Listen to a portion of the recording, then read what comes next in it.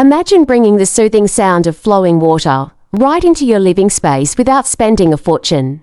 What if I told you that you can build your very own indoor water fountain in just a few simple steps? Welcome back. In today's video, we're creating a DIY indoor water fountain that adds both beauty and relaxation to your home. Whether you want a calming vibe in your living room, a natural touch in your office, or a unique handmade decor piece, this project is perfect for you. Simple definition. An indoor water fountain is a decorative piece that circulates water continuously using a small pump, creating a refreshing sound and a peaceful environment. Step-by-step practical guide. Step 1. Choose your container.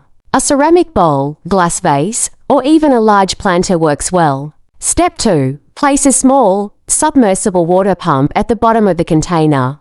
Step 3. Add decorative stones, pebbles, or marbles around the pump to hide it. Step 4. Position the spout or small pipe that directs the water upward. Step 5. Fill the container with clean water, just enough to cover the pump.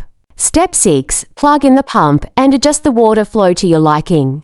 Step 7. Add final touches with greenery, candles, or LED lights for extra charm.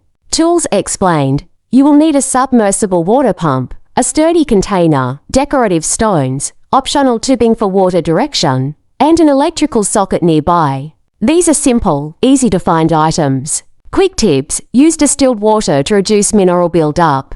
Clean the pump once every 2 weeks to maintain smooth flow. If you want a softer sound, add more pebbles to break the water stream. Cost comparison. A store-bought indoor fountain can cost anywhere between $50 to $150. With this DIY method, you can create a stunning fountain for around $15 to $25 depending on the materials you already have at home. Mini workflow. Plan your design, set up the pump, cover with stones, add water, and decorate. That's the entire workflow simplified.